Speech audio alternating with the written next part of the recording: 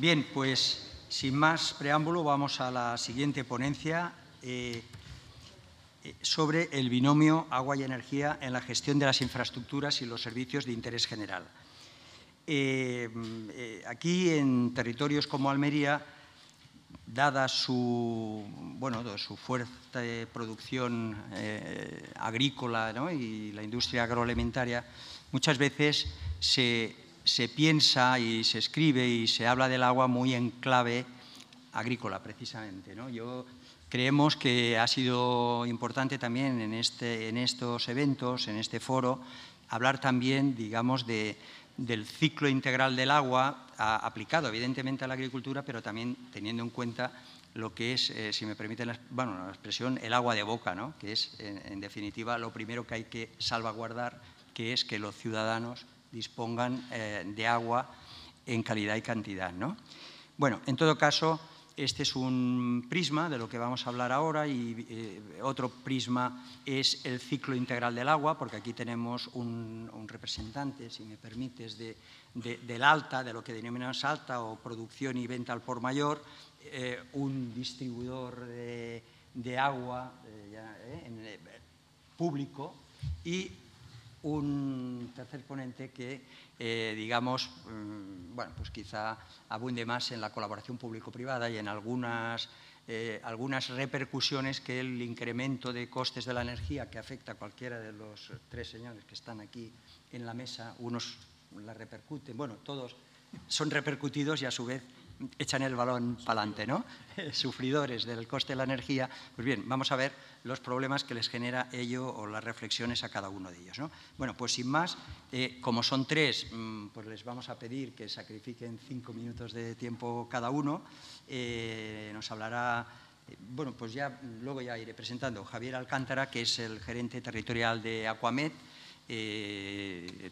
Los tres históricamente son queridos para mí, pero ahora circunstancialmente, pues Aquamed, siendo una entidad estatal del sector público, pues me corresponde su defensa y representación en Almería. O sea que, adelante, Javier.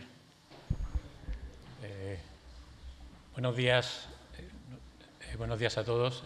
Gracias a la organización por invitarnos a participar en estas jornadas, especialmente gracias a Esteban como digo, por invitarnos a participar en esta jornada.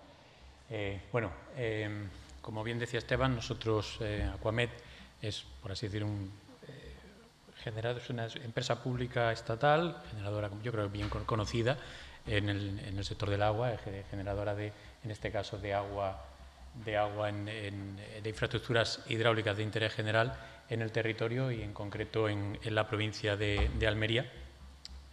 Pues a mí me toca hablar fundamentalmente, voy a hablar de agua desalada.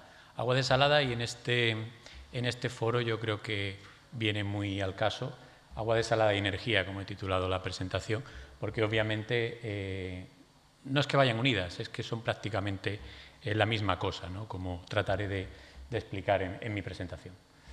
Bueno, pues en primer lugar, por centrar un poco la cuestión, la necesidad o la presencia de agua desalada en este caso en la provincia de Almería obedece básicamente a unos objetivos muy claros, ¿no? Es poder satisfacer las demandas de abastecimiento y de riego agrícola con agua de calidad y con suficiente garantía. A partir de ahí, obviamente, el segundo objetivo es recuperar las masas de agua. Almería es una provincia que se ha surtido desde su origen y todo el desarrollo de la actividad agrícola y también el abastecimiento humano se ha servido fundamentalmente de aguas subterráneas. Entonces, esas masas de agua subterráneas actualmente están en un grado de explotación muy elevado, sobreexplotadas en la mayor parte de los casos, y la incorporación de agua desalada, pues fundamentalmente lo que busca es reequilibrar, volver a un equilibrio en esa situación, ¿no? Es decir, incorporar un recurso alternativo, un recurso nuevo que permita equilibrar el uso de esas masas de agua y hacer una gestión sostenible de ellas, ¿no? Y por último, como tercer elemento, pues obviamente, como digo, esa presión sobre las masas, reducirla y no hay que perder de vista, obviamente, que, y ya se ha dicho esta mañana en este foro, la actividad económica que supone la agricultura en la provincia de Almería, pues ni duda cabe que es como la principal actividad económica, pues hay que de alguna manera lo que se trata es de buscar una solución o una alternativa para garantizar esa actividad económica. Bueno, esta imagen lo que trata de representar un poco cuál es el esquema de infraestructuras principales que tenemos en la provincia de Almería, que tiene la sociedad estatal y alguna otra infraestructura que ha desarrollado la sociedad estatal y alguna otra infraestructura adicional. Fundamentalmente, como se puede ver ahí, en la parte norte de la provincia está alimentada por un trasvase, que como ya también se ha comentado esta mañana, el trasvase Negratín-Almanzora.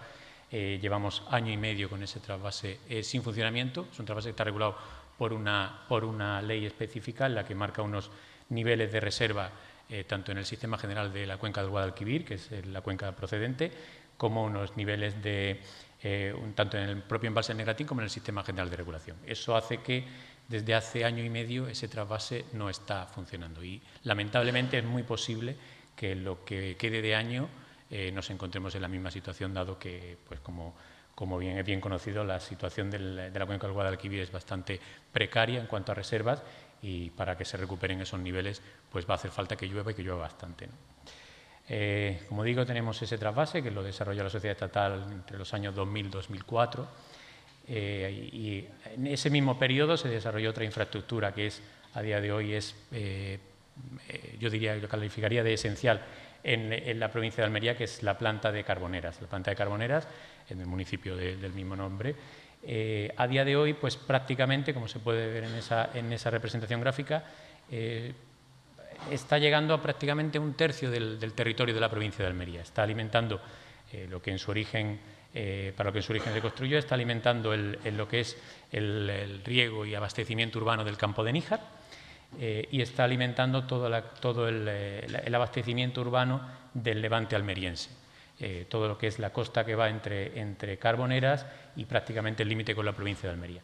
Y es más, a día de hoy, debido precisamente a esa situación de precariedad que se está produciendo en la cuenca de la Almanzora, el agua desalada está llegando al propio valle de la Almanzora para el abastecimiento urbano de esos municipios. Como digo, pues prácticamente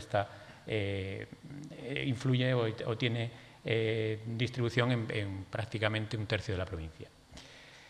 Aparecen ahí, yendo de norte a sur, tenemos una segunda planta, más al norte tenemos la planta de Bajo Almanzora, que también se ha mencionado ya esta mañana. Es una planta que está fuera de servicio por unas inundaciones en el año 2012. Actualmente la sociedad estatal está en el proceso de reparar la instalación. Ya tenemos un adjudicatario para ejecutar esas obras. Están trabajando ya en las obras de protección que hagan que no vuelva a ocurrir un percance como el que ocurrió en el año 2012. Y como digo, ya tiene una empresa contratada tenemos una empresa contratada para desarrollar la reparación de la planta. Planta que está interconectada con la planta de Carboneras y alimentará todo ese mismo sistema de distribución. Esa red de distribución forman parte también de la infraestructura desarrollada por la sociedad estatal. No solo ejecutamos en su momento las plantas desaladoras, sino también la red de distribución. Si nos vamos de norte a sur, a continuación aparecen ahí representadas dos plantas, no forman parte de las instalaciones titularidad de la sociedad estatal. Una planta de ellas es la denominada hoy día Mar de Alborán, es una planta que la empresa Quali está tratando de recuperar y poner en servicio. Y a continuación está la planta desaladora de la ciudad de Almería, que también creo que es conocida y que da servicio, como ya se comentó esta mañana, también a la ciudad de Almería. Y por último, la zona más occidental de la provincia, alimentando quizás el sistema desde el punto de vista de consumo y por tamaño más grande y quizás el más reconocido en el exterior, es todo el campo de Dalías. Está la planta de Campo de Dalías, otra planta desarrollada por la sociedad estatal y que entró en servicio en el año 2015. Esa planta alimenta y lo que viene a reforzar es el sistema de abastecimiento urbano y riego agrícola en todo el campo de Dalías, que es, como es bien conocido, identificada la provincia de Almería por el riego de invernaderos. Bueno, pues a partir de aquí, en mi presentación lo que voy a tratar es de alguna manera de dar datos concretos de dos plantas que están en servicio y dos plantas que están en funcionamiento, para al final llegar a la conclusión un poco de cuál es la problemática que nos encontramos y hacia dónde entendemos que puede ir evolucionando esta situación. En primer lugar, y por orden de antigüedad y tamaño, pues como decía antes, tenemos la planta de Carboneras, una planta que lleva en servicio desde el año 2005. Durante bastantes años, esta planta, que ya se remonta, como digo, a prácticamente 20 años, desde que se inició su construcción, incluso alguno más, Esta planta estuvo funcionando a una baja producción y a partir prácticamente del año 2012 eso empieza a crecer, una vez que se desarrollan todas las redes hacia el levante, hacia el norte de la provincia, por la costa, y junto con el crecimiento del riego agrícola en el campo de Níjar, pues esta planta empieza a crecer en su producción. La construcción de esta planta no solo se desarrolló, como digo, la construcción de la propia planta, sino una red de distribución que a día de hoy tienen 120 kilómetros de tuberías y es capaz de producir como capacidad máxima a día de hoy 42 hectómetros, lo que son 120.000 metros cúbicos al día. Y un dato también que yo creo que es relevante para lo que estamos comentando, todo lo que tiene que ver con energía, es la cota máxima de la red de distribución. No hay que perder de vista que este tipo de instalaciones, al final estamos hablando de instalaciones que están a nivel del mar y prácticamente toda la red de distribución suelen tener una elevación importante en cabecera, que es desde la que se produce la distribución del agua ya en general por gravedad. Pues en el caso del sistema Carboneras estamos hablando de una cota de distribución en torno a los 270 metros de columna de agua, 270 metros de desnivel. Para que nos hagamos una idea en orden de magnitud, eso puede ser algo equivalente a que ese bombeo es equivalente a prácticamente el 50% de la presión que hay que someter el agua para desalar. Como digo, como voy a ir comparando las dos instalaciones y datos de las dos instalaciones, la otra planta que vamos a comparar, que está también en servicio desde finales del año 2015, es la planta de Campo de Alías. La planta de Campo de Alías es una planta en la que es más moderna que la planta de Carboneras. La planta de Carboneras tiene una tecnología, pues la que había en principios de los años 2000, una tecnología con sistemas de turbobombas. La planta de Campo de Alías tiene sistemas de recuperación de energía mediante intercambiadores de presión. Esta planta es un poquito más pequeña que la planta de Carboneras. Es una planta para una capacidad de producción de 30 hectómetros y eso equivale a unos 90.000 metros cúbicos diarios de producción. Su red de distribución son algo más cortas, son 41 kilómetros de redes y una cota de elevación de hasta la cota 310. Todos estos datos van relacionados con lo que a partir de aquí viene, ¿no? Es decir, agua y energía. Pues bueno, o sea, aquí tenemos, por así decir, empezamos a tener ya datos que correlacionan las dos cuestiones, agua y energía. Como también se ha dicho esta mañana, las plantas desaladoras son un gran consumidor de energía eléctrica. Estos son los datos de la planta de Carboneras. Es una planta que su producción media en los últimos años, como veis, roza la producción nominal. Estamos prácticamente produciendo al 100%. Esta planta, el valor medio de producción de los últimos años ha sido 40,6 hectómetros, cuando su producción nominal serían 42. ¿Eso qué quiere decir? Que hay épocas del año en que estamos prácticamente, no llegamos incluso a cubrir las necesidades de la demanda total que hay detrás. Bueno, pues esta planta, con la tecnología, una tecnología de principios de los 2000, es una planta que consume 4 kilovatios por metro cúbico de energía para desalar, y tiene un consumo energético en torno a 0,85 kilovatios por metro cúbico en lo que supone la elevación y distribución de agua. Ha distribuido en estos años, pues como digo, en ese periodo que es el más reciente, pues prácticamente un 45% del agua ha ido destinada a abastecimiento urbano y un 55% a regadío. Esta planta, como digo, tiene una tecnología de los años del principio de los 2000 y es una planta que está previsto una mejora de eficiencia, que ahora apuntaré, en la que se va a modernizar y podremos mejorar estos ratios.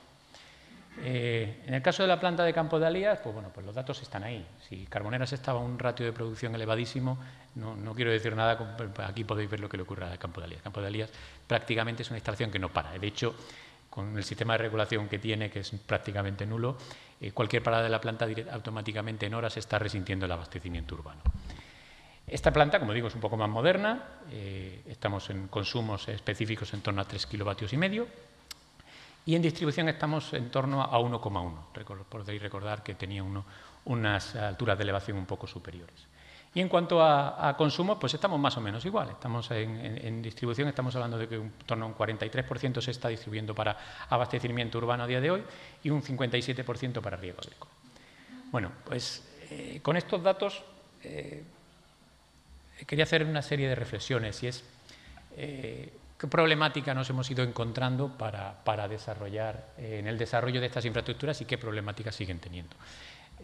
Básicamente, bueno, pues la construcción de estas instalaciones promovidas por la Administración, en este caso por la Administración del Estado, pues obviamente requieren movilizar gran cantidad de recursos económicos. Es decir, son unas instalaciones cuya inversión es muy fuerte y obviamente para financiar esa inversión pues la Administración es la que ha llevado a cabo esas infraestructuras, ¿no? Pero eso no quita que, como sociedad estatal que somos, pues ese desarrollo de esas infraestructuras se realice mediante acuerdos con los usuarios finales de la instalación, bien sean entidades de abastecimiento o de regadío, tanto municipales, supramunicipales, como comunidades de regantes, juntas centrales, etcétera, ¿no? Como decía también anteriormente, la otra dificultad añadida no se trata solo de colocar una desaladora en un determinado punto y ya está, ¿no? La provincia de Almería tiene yo diría que, bueno, no sé si una singularidad, pero con el resto del sureste español, y es que cuando llega la primera gran instalación como fue Carboneras, en la provincia de Almería, por el contrario, como ocurre en otras zonas, Murcia, Levante, Murcia, Alicante y demás, donde el principal recurso anterior era aportaciones superficiales, pues se contaba con unas redes de distribución importantes. En el caso de Almería no es así. La construcción de estas plantas desaladoras requirió a la vez de desarrollar grandes redes de distribución. Las hemos visto antes ahí en esa representación, ¿no? Hemos tenido que desarrollar redes de distribución, en un caso hablamos de 120 kilómetros, en otro 40, que permitan llevar el agua, la producción de agua hasta el punto de consumo, puesto que no había infraestructuras previas en las que apoyarse para hacer esa distribución. Bueno. Otra dificultad adicional, obviamente, pues la gestión de permisos, y también se ha hablado anteriormente de simplificación administrativa y demás, pues toda la obtención de permisos para desarrollar estas plantas, y cualquier entidad que haya trabajado en desarrollo de proyectos de este tipo de plantas o cualquier otro proyecto de obra pública de estas dimensiones, pues obviamente los permisos desde el punto de vista ambiental, de ocupaciones de dominio y demás, pues son bastante largos y complejos, ¿no? A pesar de, por así decir, tener el paraguas de la Administración del Estado detrás y las declaraciones de interés general, pero a pesar de eso siguen siendo trámites bastante complejos. Otra cuestión que es una dificultad que se ha ido poniendo de manifiesto durante todos estos años ya con las instalaciones en servicio y que, como decía, el caso de Carboneras lo pone muy de manifiesto, la de años que esa planta estuvo a baja producción, hasta llegar a la situación en la que estamos ahora, pues es que no solo supusieron la necesidad de generar nuevas redes, sino que supusieron además un cambio de paradigma en la forma de gestionar el recurso agua en la provincia de Almería. La provincia de Almería, insisto, su fuente principal ha sido las aguas subterráneas, hasta la aparición de estas aguas. La forma de gestionar las aguas, pues las comunidades de regante, incluso prácticamente incluso de manera individualizada, pues se podía poner en servicio, poner en explotación fincas agrícolas sin necesidad de unas grandes organizaciones que pudieran, sobre las que basar todo lo que es el sistema de distribución y de funcionamiento. Con lo cual, todo eso conlleva la necesidad de ir transformando progresivamente todo lo que tiene que ver con los derechos y usos del agua, puesto que, como digo, venimos esto supone una transformación en cuanto a derechos y forma de gestionar el agua. Bueno, pues como quinto punto aparece ahí, bueno, pues que se trata de la desalación ha evolucionado bastante. Si vamos a los orígenes de este tipo de instalaciones, pues los consumos energéticos eran mucho más altos. Estas plantas que he mostrado obviamente tienen un consumo energético ya bastante ajustado, tienen cierto recorrido, pero ya muy pequeño a la baja, básicamente por economía de escala, si se aumentan algo las producciones con las instalaciones similares, en el caso, por ejemplo, de Carboneras, con una mejora, una eficiencia del sistema y demás. Pero bueno, realmente la dificultad que nos encontramos ahí como gran consumidor de energía que son es, además de, como decía, de la red de distribución, alimentar eléctricamente esas plantas también tenía un inconveniente adicional, y es que suponían una modificación sustancial en lo que tiene que ver con la red de distribución eléctrica. Eran grandes puntos de consumo energético que había que alimentar. Javier, lo siento, 2 minutillos. Muy rápido, porque para la volatilidad. Voy al grano porque ahí es donde quería llegar con todo esto. Efectivamente, estamos hablando de agua desalada de energía. Bueno, pues ¿Cuál es el problema en el que nos encontramos, en el que estamos inmersos en este momento? Pues la volatilidad del precio de la energía. Esto ha generado un problema nos está generando un problema muy importante, y es que los costes de desalación, ahí los podéis ver, voy a tratar de ir muy rápido. Este es el sistema Carboneras, esos son los costes de la estructura de costes de la desalación de la planta de Carboneras, datos reales. En una planta, el único coste que ahí no aparece es el coste de la energía como tal, para que veamos, ahora veremos el peso que tiene, pero para que veamos el coste de desalación, si quitamos el valor de la energía, en esa planta, que es una planta por modernizar, estamos en torno a 35 céntimos de euro por metro cúbico. Los costes de Carboneras, si tenéis oportunidad de ver la transparencia con más detalle, la estructura de costes es muy similar en cuanto al reparto, obviamente, entre costes de inversión, operación y mantenimiento, términos fijos y demás, y variables. Estaríamos en 0,28, es una planta más moderna. Hay una diferencia entre una y otra por esa situación y por toda la infraestructura de distribución que tiene detrás. Pero aquí es donde quería llegar. Ahí veis, esos costes que representaba en el gráfico anterior son los que estarían en la base de esas columnas, y los años 19, 20, 21 y 22. El único coste que no aparecía en ese gráfico anterior es el que aquí está representado en verde. Ese es el coste de la energía. Ese es el coste de la energía que ha hecho que una planta como Carboneras en el año 19 tuviera un coste total de producción y distribución de agua. Aquello sería producción y esto distribución. Estábamos en torno a 25 millones de euros. Hemos pasado a la friolera de prácticamente multiplicar casi por 3, prácticamente 65 millones de euros de costes. ¿Eso qué supone? Pues obviamente es una situación difícil de gestionar. Estos serían los datos de Campo de Alías. Estamos hablando de las mismas circunstancias, y cómo esa evolución pues nos genera una distorsión importante. Es decir, a partir de aquí, ¿qué podemos hacer para darle buscarle un encaje a esto? Pues bueno, a corto plazo nada, más allá de esperar, no podemos hacer mucho más que esperar que el mercado de la energía, que se ha puesto también una gráfica esta mañana aquí, vuelva a una situación que podríamos calificar de normal, ¿no? De precios normales. Pero sí que quizás hay dos cosas, y la dejo sobre la mesa porque creo que este es probablemente el foro adecuado para tratarlo. Las dos líneas en las que entendemos que se puede avanzar para llegar a que el agua desalada sea un agua que esté en términos de costes pueda ser asumible, ¿no? Obviamente, y en eso se está trabajando ya, es emplear energías renovables como parte de la alimentación de estas plantas. Obviamente, esas energías renovables, parques fotovoltaicos, podrían ser parques eólicos, estamos trabajando en la línea de parques fotovoltaicos, no puede solucionar al 100% la alimentación de estas instalaciones. Estas instalaciones consumen energía 24 horas al día y de una manera muy constante. Pueden contribuir a reducir la exposición al mercado eléctrico. Pero quizás, y lo recalco aquí, es la que me gustaría de alguna manera que se introdujera como debate en este foro, sí que hay algo donde sí se puede actuar desde el punto de vista legislativo, y es un escollo que nos estamos encontrando por la sociedad estatal, y es poder acudir desde el sector público a la compra de energía a largo plazo.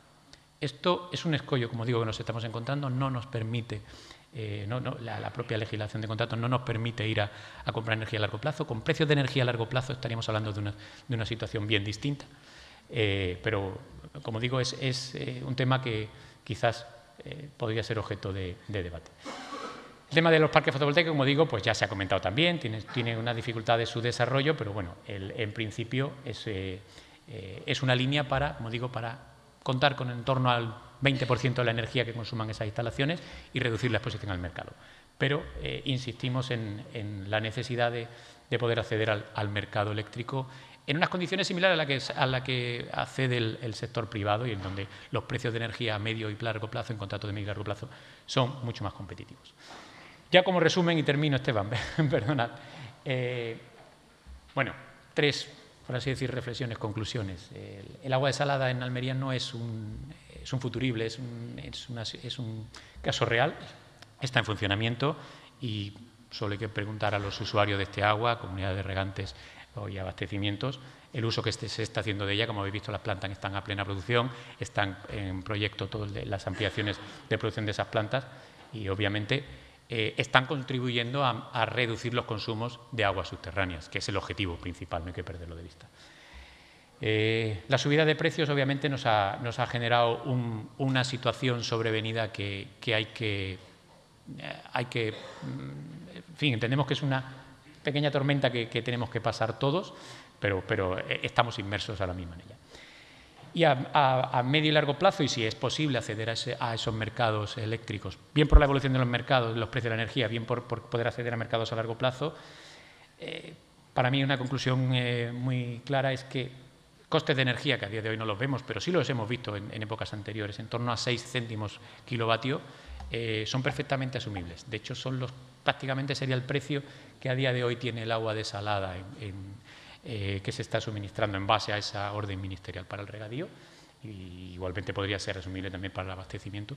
Precios del orden con precios de energía en torno a 6 céntimos, podríamos estar hablando de agua desalada en torno entre 50 y 55 céntimos de euro el metro cúbico, precios que son perfectamente asumibles y que, bueno, como alternativas o como fuentes de recursos, pues obviamente puede ser el agua, la desalada es una fuente perfectamente viable en un mercado eléctrico pues que esté, de alguna manera, no sujeto a esa volatilidad.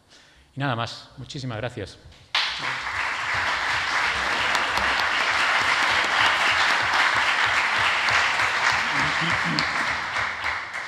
Gracias.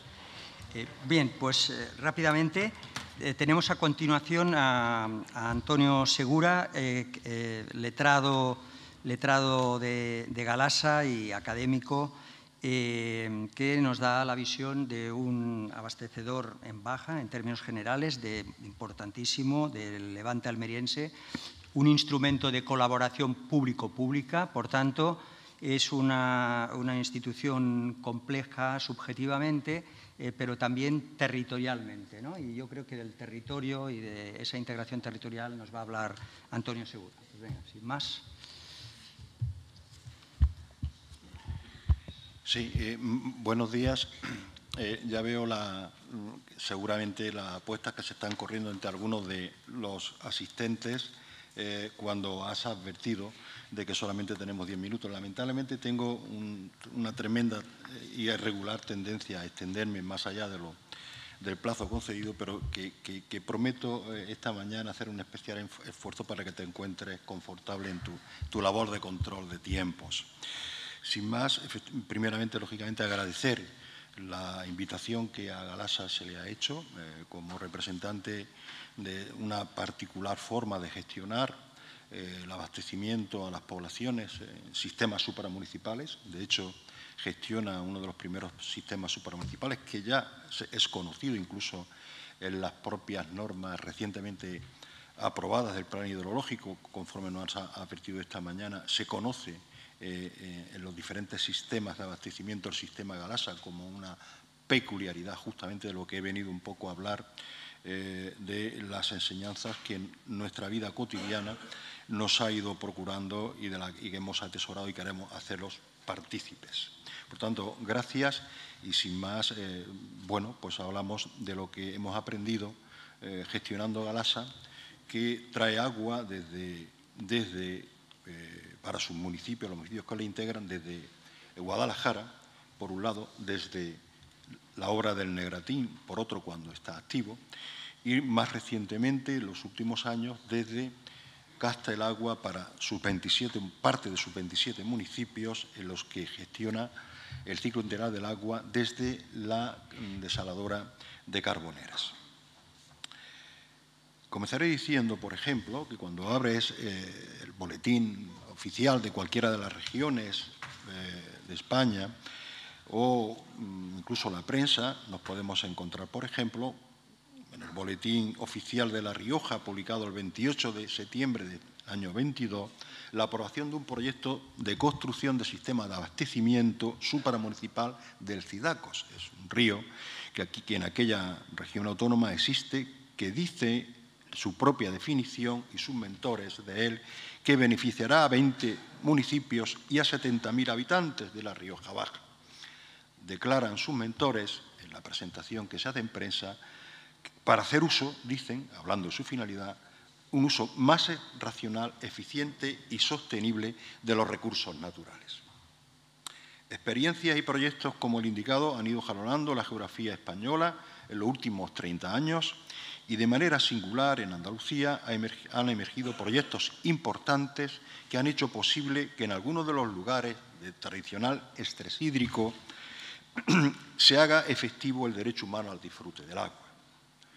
Pero esa bondad inicial de estos proyectos no está exenta de singularidades, por dejar la expresión ahí, tanto para la promoción y construcción de las infraestructuras hidráulicas necesarias como para la financiación de las mismas y, sobre todo, para la gestión de los sistemas de infraestructuras supramunicipales creadas con esas obras. Si bien puede predicarse, y es comprensible, la unanimidad de la necesidad de la actuación supramunicipal que solvente en algunos territorios el déficit hídrico y de calidad de las aguas, su saneamiento y su depuración, por contra, es radicalmente opuesta a la visión que podemos observar de la actuación que, desde el punto de vista de la gestión, tienen cada uno de los municipios integrados en una comarca o unidad territorial superior necesitada de recursos hídricos o de infraestructuras, o de ambas cosas, que hacen posible su disfrute, el disfrute del derecho al agua.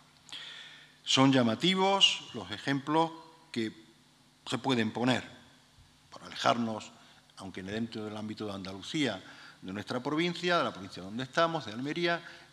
Es evidente, la experiencia es patente, las enseñanzas, con respecto a la intensidad que yo quiero trasladar a este auditorio, de la complejidad que tiene la gestión, aunque bondadosa, aunque exigida por razones económicas y de solvencia técnica, idoneidad y racionalidad del uso, la complejidad que tiene la gestión de los servicios supramunicipales, precisamente por lo que vamos a hablar ahora, de la diferente diversidad o dispersión competencial que hace que unos y otros de los agentes prediquen para sí una competencia que no aceptan que sea compartida, que finalmente, anticipo ya, es la tesis que yo defiendo, no porque quiera defenderla yo como una especial aportación doctrinal de la que no me encuentro al alcance, sino porque ya se puede inferir de la normativa actualmente vigente. Pero decía que íbamos a poner, para darle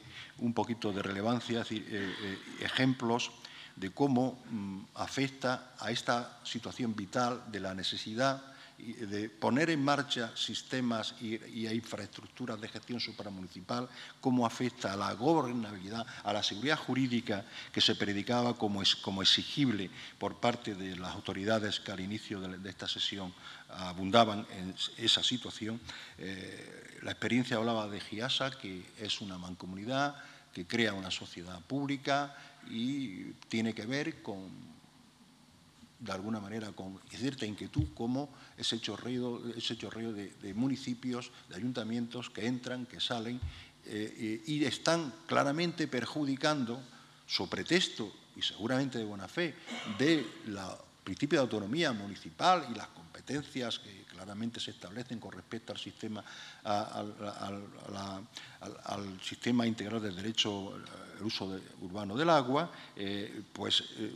reclaman para sí la gestión íntegra sin pasar por caja y dejan en seria crisis financiera en ocasiones y de gobernanza a aquellos entes y al propio sistema creado para atender esas necesidades supramunicipales. Insisto, hasta hemos de aceptar de buena fe, reivindicando por nada menos que el principio de autonomía municipal consagrado en nuestra Constitución.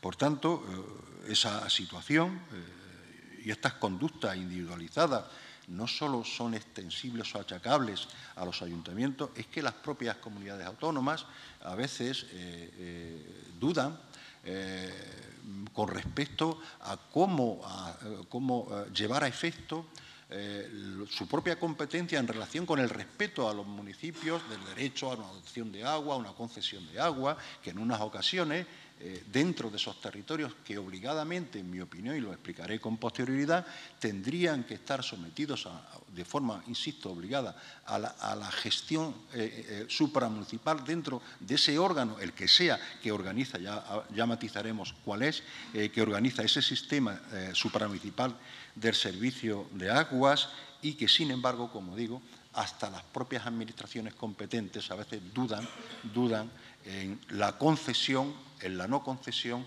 a los ayuntamientos que unas veces conceden provisionalmente hasta que esté creado el Servicio Supervisor de Agua de ese territorio, de esa zona geográfica que constituye o conforma un sistema supervisor de agua, o a veces se concede en detrimento del común a mi juicio, irregularmente, se otorgan unas concesiones a los ayuntamientos que no hacen nada más que entorpecer lo que es la adecuada, racional y eficiente gestión de los recursos naturales, el agua y de las infraestructuras necesarias, sin cuya presencia o sin cuya existencia es una entelequia el derecho al uso del agua. Evidentemente me estoy ya refiriendo con esta introducción a lo que es un principio consagrado hasta muy recientemente en nuestra doctrina, que contempla el servicio del abastecimiento de agua a la población como una competencia típica y exclusivamente municipal. Pero en la regulación, pese a eso, que es una evidencia que te tropiezas cada día en la interlocución con compañeros, te tropiezas cada día en las resoluciones judiciales que han de resolver sobre esto, pese a eso, en la regulación legal ya hoy podemos encontrar desde la Constitución hasta la legislación autonómica, pasando por la legislación básica estatal, en materia del ciclo integral del agua, que se establecen competencias y atribuciones funcionales a administraciones y entes públicos diferentes a la municipal, lo que nos lleva a la necesaria consideración de que la competencia sobre el servicio público esencial del abastecimiento de agua puede no ser una competencia exclusiva de los municipios. La evidencia de la prestación de los servicios que componen el ciclo integral del agua de uso urbano excede de los límites de los particulares ámbitos territoriales del municipio. Esa circunstancia, unida a la necesidad de construcción de usos de grandes infraestructuras supramunicipales para efectuar el ciclo completo e integral del agua, ha obligado al legislador a evolucionar en la regulación del uso urbano del agua para acomodarse a las exigencias actuales de carácter medioambiental y de eficiencia económica que escapan a la capacidad de intervención y a la responsabilidad del municipio actuando por separado o de manera individualizada, que es lo que ocurre en muchas ocasiones todavía y de forma actual.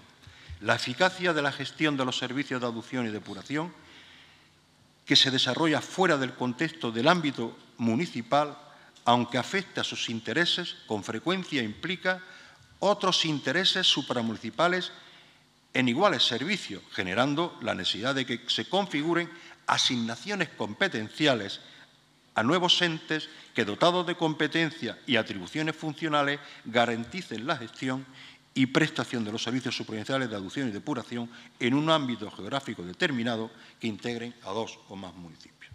Antonio, disculpa, no te voy a dejar. Miedo me das porque has utilizado la palabra introducción. Lleva aquí, no lo veis, un grueso y está en la segunda página. Y como él mismo ha autoconfesado, yo te pediría que fueras, si puedes. Más rápido. No, más que más rápido, por el tiempo ya, las conclusiones que tú tenías previstas.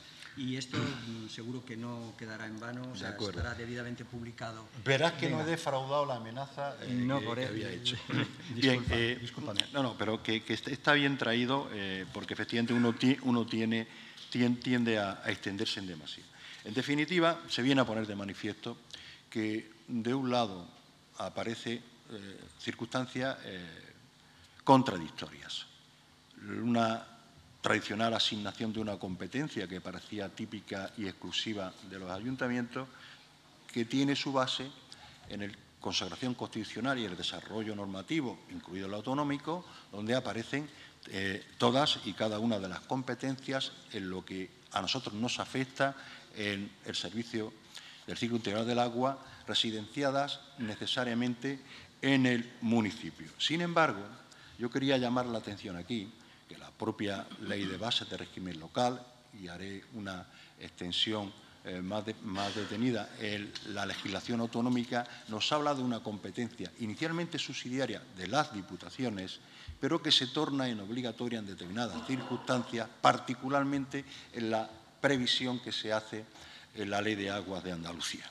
En definitiva, efectivamente, tenemos una primera norma de gobernanza de los sistemas supramunicipales del agua que nace y se residencia en el principio clásico de la autonomía, respecto a la autonomía municipal, pero la evidencia de lo supramunicipal ha hecho que la propia legislación, y al caso, ya como me invitaba el organizador a ir a las conclusiones, se establece una peculiar regulación en la Ley de Agua de Andalucía, hablando de que lo supramunicipal, no pudiendo ser ya, por razones que exceden del ámbito territorial de cada municipio, que es donde, por otro lado, se ejercen las competencias municipales, lo supramunicipal tiene una obligada gobernanza en el ente supramunicipal del agua, que o se crea en el plazo de un año, que ya pasó la ley del 2010, la Ley de Agua de Andalucía, en previsión de que no pudiera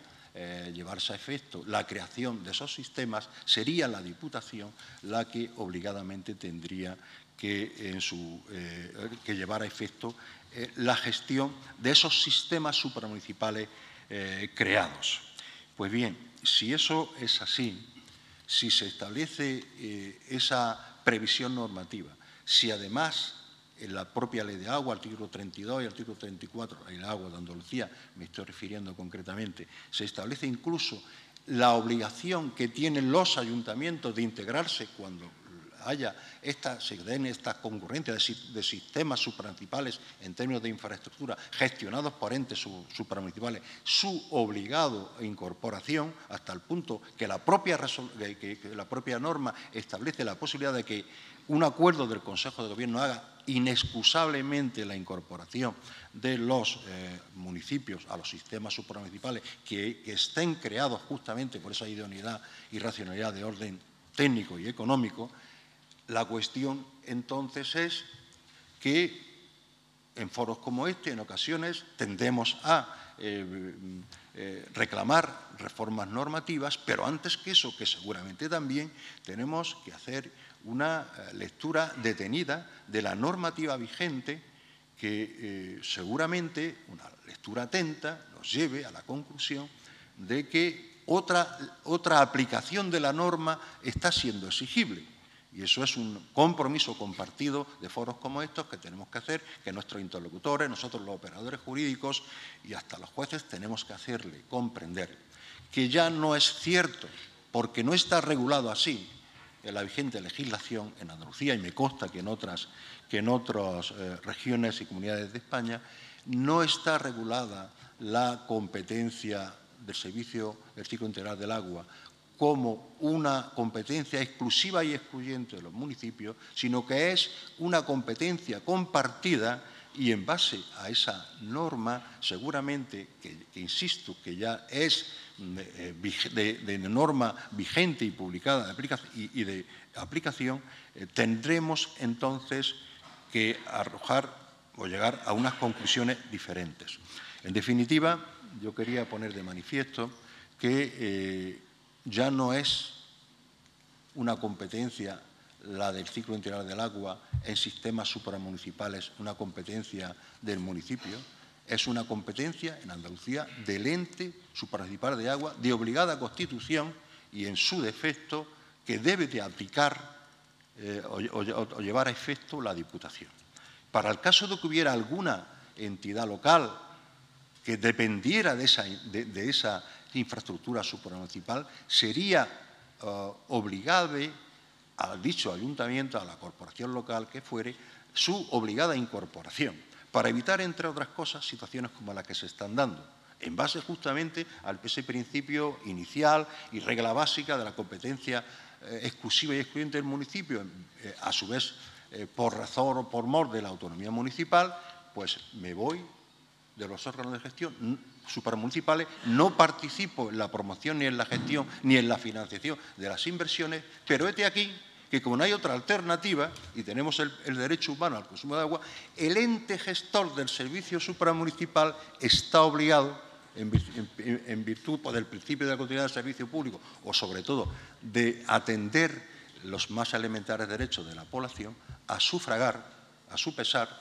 los gastos a través del sistema de servicio supramunicipal, que nadie es capaz, que su responsabilidad inicial y más directa de los ciudadanos beneficiarios no son capaces de hacer. Eso es un atropello que no se puede, en este caso, digamos, justificar en base a la necesaria modificación legal que haga posible. No, hay suficiente legislación, existe vigente suficiente legislación como para que los organismos con competencias en la materia sean capaces de hacer uso de sus competencias, las previsiones normativas, y obliguen a que los sistemas supramunicipales tengan la eficacia esperada y la solvencia económica y sostenible suficiente para hacer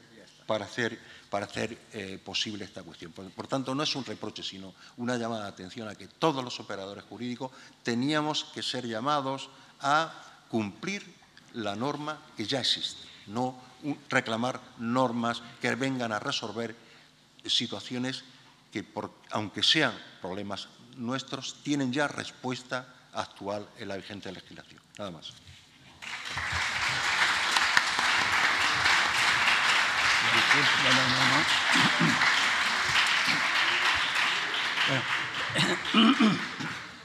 Bueno, perdona, Antonio, por el sacrificio, sé que tenías más, pero el mensaje creo que ha quedado muy claro y tiempo tendremos de publicar tu intervención. Comprenderán que en una mesa de tres pues, estamos teniendo un cierto grado más de flexibilidad, no vamos tan mal de tiempo y nos queda una tercera intervención, en este caso pues, de una persona a la que tengo, como todos, ¿no? Pero bueno, digamos un afecto especial, puesto que es José Alberto Navarro, socio de Uría Menéndez y profesor de Derecho Administrativo de la Universidad de Barcelona. Como algunos de ustedes saben, yo he sido muchos años socio de Uría Menéndez y, bueno, donde salió uno por edad, ha entrado otro por méritos propios en una organización regida por la meritocracia. Por tanto, celebro mucho que nos acompañe José Alberto, en definitiva. Bueno, pues en primer lugar, muchas gracias a los organizadores por esta brillante iniciativa, que creo que es todo un éxito. También un agradecimiento a la logística, que creo que está funcionando especialmente bien y que se destaca. Y, por supuesto, un gran agradecimiento a Esteban. Esteban, pues como él ya ha dicho, él ha sido y es mi maestro y lo sigue siendo. Yo y sus discípulos, que somos varios en el mundo de la abogacía, pues sufrimos mucho su autoexigencia intelectual, pero nos obligó a ir más allá, ¿no? Y por lo tanto me hace mucha ilusión estar hoy aquí con él y también con otras personas que para mí son referencia, ¿no? Mi presentación, que intentaré que sea lo más breve posible, se centra en una cuestión muy concreta y de temas que ya se han tratado aquí. El impacto que tiene el coste de la energía en los servicios del ciclo integral del agua. Abastecimiento domiciliario de agua, depuración de aguas residuales fundamentalmente. Ya se ha visto que estamos en una coyuntura de un incremento extraordinario de esos costes y también que estas actividades son muy intensivas en el consumo de energía y por lo tanto tienen ese impacto. La cuestión, en lo que tratará mi presentación, es quién debe asumir ese riesgo, quién debe asumir ese coste, cómo hay que gestionar esta situación, que como hemos visto es muy compleja. Solo me da tiempo a unas pinceladas. Yo me remito, de hecho, a una presentación que hizo Esteban Arimany en Sevilla, en un acto organizado por la Cátedra Carset de la Universidad de Barcelona, la Universidad de Sevilla y el Colegio de Abogados de Sevilla, que creo que se puede, bueno, yo lo he visto en Internet, hay un vídeo donde algunas categorías de instituciones que yo voy a tratar, pues se tratan con la profundidad adecuada que yo no podré. También otro paréntesis, seguro que hay cosas que muchos no estaremos de acuerdo, que no se las achaquen a Esteban ni a su presentación, que estas son cosechas mías, ¿no? Yo simplemente me centraré en explicar una historia, 3 ideas y una reflexión final. Es en lo que me voy a centrar. La historia. Cuando yo era estudiante de Derecho en la Universidad de Barcelona, tuve la inmensa suerte de tener profesor al profesor de Pardo. Y cuando dábamos contratación pública, ahora me explicarán la ley de contratos, los artículos, el reglamento, no sé qué, los pliegos, nos explicó una historia. Esa historia es en 1915, en la ciudad de Burdeos, había una empresa concesionaria que su trabajo era pues alumbrar la ciudad de Burdeos. Era una concesión. 1915, Primera Guerra Mundial. La Guerra Mundial supone que el suministro de carbón, que era la materia prima para hacer la energía del alumbrado, pues incrementase su valor de forma exponencial. El concesionario reclama a la ciudad de Burdeos y, profesor, como por su benevolencia, luego ya me corregirá lo que me equivoque. Pero bueno, el concesionario reclamó a la ciudad de Burdeos pues que le compensase por ese incremento extraordinario de los costes. Hubo una disputa, acabó en el Consejo de Estado francés, una sentencia muy famosa de 30 de marzo de 1916. El Consejo de Estado francés concluyó que el concesionario tenía derechos a compensación. ¿Por qué motivo? Bueno, porque preveía que las partes, cuando formalizaron ese contrato, cuando lo suscribieron, no podían prever ni ese incremento extraordinario de los costes ni las causas que lo provocaron. Y que ese contrato ya no se podía ejecutar en los términos inicialmente pactados. Una sentencia, como son las del Consejo de Estado francés de principios del siglo XX, muy sucinta, muy breve, pero con unas ideas como muy claras, ¿no? Con una institución muy clara. Yo, cuando me invitó Esteban pues, a hacer esta presentación, me acordé de esto y me llevó a dos reflexiones. La primera, que excede este foro, que es más de 100 años más tarde, hay guerra en Europa y vuelvo a incidir de forma muy radical en el coste de la energía. Quizá no hemos aprendido mucho, pero eso excede aquí. La segunda es que pensaba el profesor de Pardo explicar a los chavales esta historia al hablar de contratación pública del derecho administrativo español. Y de eso me lleva a las tres ideas, ¿no? La primera idea es, bueno, cuando hay una situación de una colaboración público-privada, una administración pública, un concesionario, ¿cómo se reparten los riesgos? Estos riesgos de estas situaciones imprevistas que puedan suceder. Bueno, yo muchas veces, pues como abogado, cuando te viene un inversor que dice que esto cómo funciona, dices, bueno, hay unos riesgos, uno que los asume el concesionario, riesgo y ventura, riesgo operacional incluso ahora, unos riesgos intensos, importantes, pero luego hay unos mecanismos que compensan, que es el riesgo que asume la Administración en esa colaboración de dos partes, ¿no? Unos mecanismos, la revisión de precios, el restablecimiento del equilibrio económico-financiero. Hay estos mecanismos que funcionan, ¿no? Claro, ¿qué sucede? Bueno, y esa es una opinión muy personal, creo que estos mecanismos quizá han estado perdiendo esmalte en los últimos años, o sea que cada vez quizá son menos robustos de lo que eran, ¿no? Y quizá no se están aplicando para compensar unos riesgos en unas circunstancias, ¿no?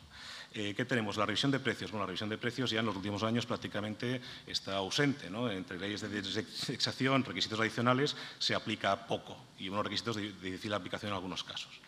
Ahora, en el contexto de la crisis de la energía, ¿no? Pues se está hablando de la modificación del contrato, el ius variandi. Bueno, quizá lo que es oportuno es que esta sea una modificación del contrato por de esas causas no previstas, ¿no?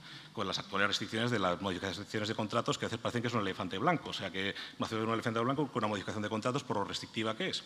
Pero algunos profesores creo que con tesis muy bien fundadas dicen, bueno, pues quizás esa puede ser una causa para la modificación del contrato. Otras posiciones, también fundadas, pues lo que dicen es que no debería ser el mecanismo, porque la modificación tiene que haber una causa imprevista que te dé lugar a la modificación y luego ya reequilibrarás el contrato, pero que no, la modificación no debe ser el mecanismo de reequilibrio. Las dos tesis tienen buenos argumentos. Y luego está la clásica, que es el restablecimiento del equilibrio económico-financiero. Bueno, efectivamente, aquí tenemos, pues, bueno, como consecuencia de un ius variandi, no es el caso, un factum principis, ¿no? Pues tampoco sea el caso, tenemos la teoría del riesgo imprevisible, que es esa institución que el legislador se ha cuidado mucho de no incluirla nunca en la ley de contratos, está en el Reglamento de Servicios a las Corporaciones Locales, creo que es el único sitio que está ahí prevista, pero bueno, no ha tenido mucho tratamiento legislativo, algo más jurisprudencial.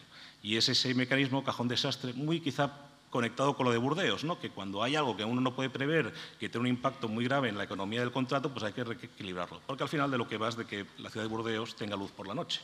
Ese es el punto, ¿no? Porque al final, si no, ¿cómo funciona? Bueno, es esa fórmula, ¿no?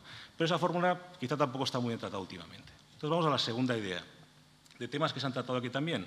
Yo creo que ya veníamos una tendencia hace tiempo y con la pandemia ya fue extraordinario, pues la profusión de normas continuas, diario, que se modificaban entre sí, se contradecían y esto.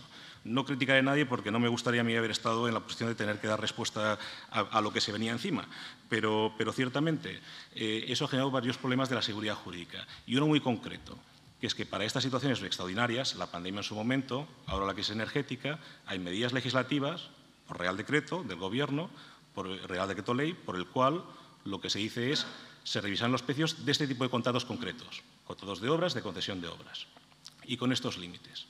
Y hay unas tesis defendidas pues, por determinados operadores, quizá que tienen interés en ello, y también algunas sentencias en esa línea que dicen, en esos casos extraordinarios, las únicas medidas aplicables son justamente estas, las que ha previsto el Real Decreto Ley. Todos los demás contratos supuestos quedan excluidos, no tienen medidas. Lo que nos lleva a un punto que a mí me llama la atención, que es decir, yo soy un concesionario que presenta una oferta, una licitación pública competitiva, ¿yo qué busco? Bueno, pues yo veo que hay unos riesgos. Espero que haya los mínimos, que haya más ventura que riesgo, porque si no me metería a hacer el negocio. Pero bueno, en todo caso, hay unos riesgos que tengo que asumir. Pero claro, cuando llegamos a una situación de a partir de determinado límite de riesgos, una pandemia mundial, una guerra en Ucrania, no sé qué, intuitivamente, yo creo que hace 30 años diríamos, hombre, si pasa eso, pues ya veremos, pero quizá un poco como lo de Burdeos, ¿no? Bueno, pues hoy en día no. El Gobierno, por un Real Decreto Ley, que dirá se revisan los precios a estos porcentajes, a este tipo de contratos, y parece que por exclusión a los otros, pues que cada palo aguante su vela. Y es un poco donde estamos, ¿no? A mí eso pues es una realidad que está sucediendo ahora, yo creo que es un debate que está abierto. Me parece que esto no es muy bueno para la seguridad jurídica, que te cambien las normas las reglas del juego a mitad del partido, ¿no? Cuando no eran las que había al inicio. Pero eso es lo que está sucediendo. Y la tercera idea, que esto, pues si ya me he metido en charcos, me meto en uno más. En los últimos años han habido tendencias, hay un debate que sigue abierto pues, de modelos de gestión, ¿no? Pues la gestión directa, gestión indirecta. En cada caso pues, habrá que ir a la forma de gestión, la que sea la más eficiente, sostenible, la que sea mejor en cada caso, que sea la que tenga que ser. Hay que ir sin apriorismos, ¿no? Claro, yo sí que he estudiado varios de estos procesos que han habido en varios sectores y también en el del agua. Claro, cuando se comparan los modelos, se comparan cuáles son los costes, y uno de ellos es el de la energía. Pues yo, cuando he visto estos procesos, siempre el coste de la energía, nadie es mejor que el otro. La gestión directa no es mejor que la indirecta. Pero cuando estamos viendo esto justo que estamos hablando, no sería verdad. Porque cuando es la gestión directa, como es lógico, si se incrementan los costes de la gestión directa, el sector público asumirá ese coste o lo repercutirá en tarifas. Pero en todo caso, no se lo va a asumir contra la cuenta de pérdidas de ganancias de los accionistas del sector público, porque al final es el sector público y se queda ahí ese problema que tenemos del incremento. Pero cuando es del sector privado, sí que se lo queda la empresa. Hombre, pues es mucho más competitivo en una comparación gestión directa e indirecta la indirecta. Eso no debería ser así y es que no lo es. Yo creo que la fórmula que tiene de absorber ese incremento del coste del sector público y el sector privado debería ser, no igual porque los mecanismos no pueden ser iguales, porque no serán mecanismos contractuales y el otro no, pero que el resultado no debería ser tan diverso como quizá está sucediendo. Y es una reflexión que tengo que si no, o sea, que las dos cosas no pueden ser. No pueden ser que en eso sean igual de eficientes, pero que luego cuando hay el incremento el privado se los come y el público no. Sé que esto es polémico, pero es una reflexión, ¿no? Y ahí voy a la reflexión final y con esto acabo. Yo lo que pensaba es que si hoy volviésemos a Burdeos, ¿no? a 1915 y esto se produjera hoy, yo creo que el Consejo de Estado francés, con los criterios que tenemos, pues lo que diría es que no hay derecho a la compensación, que la empresa pues tiene que buscarse la vida. Incluso si hacemos paralelismos, alguien diría, bueno, pero una guerra entre Francia y Alemania en 1915 no es tan improbable, porque mire, la batalla de Sedan y las guerras napoleónicas tampoco no es algo que fuera tan imprevisible, ¿no? Si hacemos paralelismos con cosas que se están diciendo hoy. Y por lo tanto que el concesionario, pues ese es un riesgo que lo tenía que asumir. Habría sido una gran sentencia muy interesante, la ciudad de Burdeos quizá no tendría luz por la noche. Entonces, la conclusión es, bueno, es casi como reflexiones y como... No tengo una conclusión tampoco muy fuerte y sé que no estaremos todos de acuerdo, pero hay una idea de seguridad jurídica que creo que es importante, o sea, los contratos hay que cumplirlos y lo que no está previsto, pues tenemos que encontrar la solución, pero al final, ¿cuál es la idea? Pues que haya un interés general y que el servicio público pues acabe prestando debidamente en un contexto, cuando hay colaboración, pues de colaboración entre socios, que no haya uno pues que al final no tenga incentivo para contribuir a ese interés general, que al final es el objetivo de lo que estamos aquí. Pero bueno, con esto acabo. Muchas gracias.